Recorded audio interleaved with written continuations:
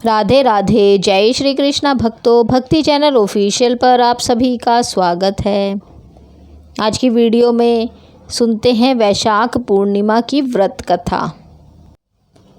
वैशाख पूर्णिमा का यह पावन तिथि हिंदू धर्म में विशेष महत्व रखता है। इस व्रत को धन और संतानदायक माना गया है। जो भी श्रद्धालु पूरे विधि विधान के साथ वैशाख पूर्णिमा का व्रत रखते हैं, उनकी सभी मनोकामनाएं भगवान विष्णु जी पूरा करते हैं। कहा जाता है कि जो कोई भी वैशाख पूर्णिमा की व्रत कथा को पूरे नियम के साथ करता है, उसके ऊपर भगवान विष्णु और माता लक्ष्मी जी की विशेष कृपा होती है। आज की इस वीडियो में हम आपको वैशाख पूर्णिमा की कथा के बारे में बताएंगे। एक बार द्वापर युग के समय माता यशोदा भगवान श्री कृष्ण से पूछती है कि आप संसार के पालन करता हो, मुझे ऐसा कोई उपाय बताओ जिससे मृत्युलोक में किसी भी स्त्री को विधवा होने का भय ना हो और ना ही उसे निसंतान होने का दुख रहे। तब भगवान श्री कृष्ण ने अपनी माँ से कहा कि मैं आपको एक ऐसे ही व्रत के बारे में विस्तार से बताता हूँ। सौभाग्य प्राप्ति के लिए हर महिला को 32 पूर्णमासी तक इस पावन व्रत को करना चाहिए। इससे संतान और सौभाग्य की रक्षा होती है।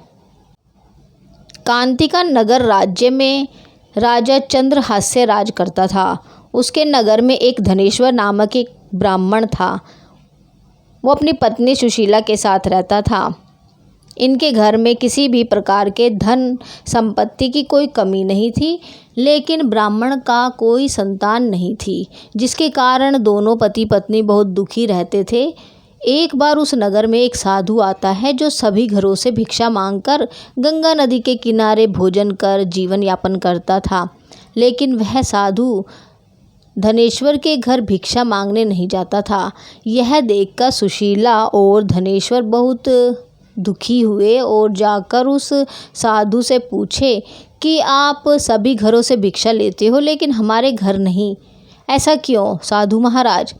तब साधु ने कहा कि तुम निसंतान हो और ऐसे घर से भिक्षा लेना पतितों के अन्न के समान होता है।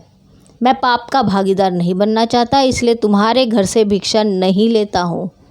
यह सुन धनेश्वर बहुत दुखी हो जाता है और साधु से पूछता है कि ऐसा कोई उपाय बताए जिससे मुझे भी संतान सुख की प्राप्ति हो।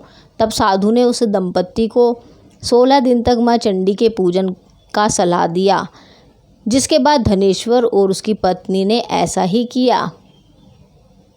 दंपत्ति की आराधना से प्रसन्न होकर माँ काली प्रकट हुई और सुशीला को गर्भवती होने का वरदान दिया और कहा कि प्रत्येक पूर्णिमा को दीपक जलाए। ऐसे ही सभी पूर्णिमा को दीपक की संख्या बढ़ाती जाना जब तक 32 दीपक ना हो जाए। माता के आशीर्वाद के फलस्वरूप सुशीला गर्भवती हुई। काली माता के कहे अनुसार वह दीपक जलाती रही। माँ काली की कृपा और आशीर्वाद से दंपत्ति के घर एक पुत्र ने जन्म लिया, जिसका नाम धनेश्वर और सुशीला ने देवदास रखा।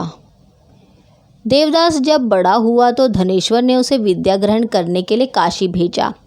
काशी में देवदास के साथ एक अजीब दुर्घटना घटी, जिसके कारण धोखे से देवदास का विवाह हो गया। जब देवदास ने बताया कि वह अल्पायु में है, फिर भी उसका विवाह जबरदस्ती करवा दिया गया। कुछ समय बाद जब काल देवदास के प्राण लेने आया तो काल देवदास का प्राण नहीं ले पाया। तब काल ने यमराज से कहा कि वह देवदास के प्राण लेने में असमर्थ है, जिसके पश्चात यमराज ने इसके पीछे का कारण जानने के लिए भगवान शिव और माता पार्वती के पास गए।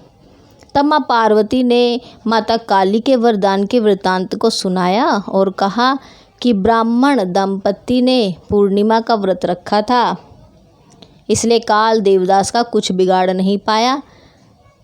तभी से कहा जाता है कि पूर्णिमा के दिन व्रत करने से काल से मुक्ति मिलती है और भगवान सभी मनोकामनाएं पूरी करते हैं। तो इसी व्रत कथा के साथ हम आज की वीडियो को यहीं समाप्त करते हैं। वैशाख पूर्णिमा की यह कहानी आपको कैसी लगी कमेंट करके हमें ज़रूर बताइए। और यदि आपको हमारी आज की वीडियो पसंद आई हो तो वीडियो को लाइक और शेयर ज़रूर कीजिए। और यदि अभी तक आपने हमारे चैनल को सब्सक्राइब नहीं किया है तो चैनल को सब्सक्राइब कर लीजिए और बेल आइकन को प्रेस कीजिए ताकि आने वाली सभी अगली वीडियो की जानकारी आपको मिल सके। और कमेंट में जय श्री हरि विष्णु की जय लक्ष्मी माता की लिखना ना भूलें। Thank you for watching. Radhe Radhe, जय श्री कृष्णा।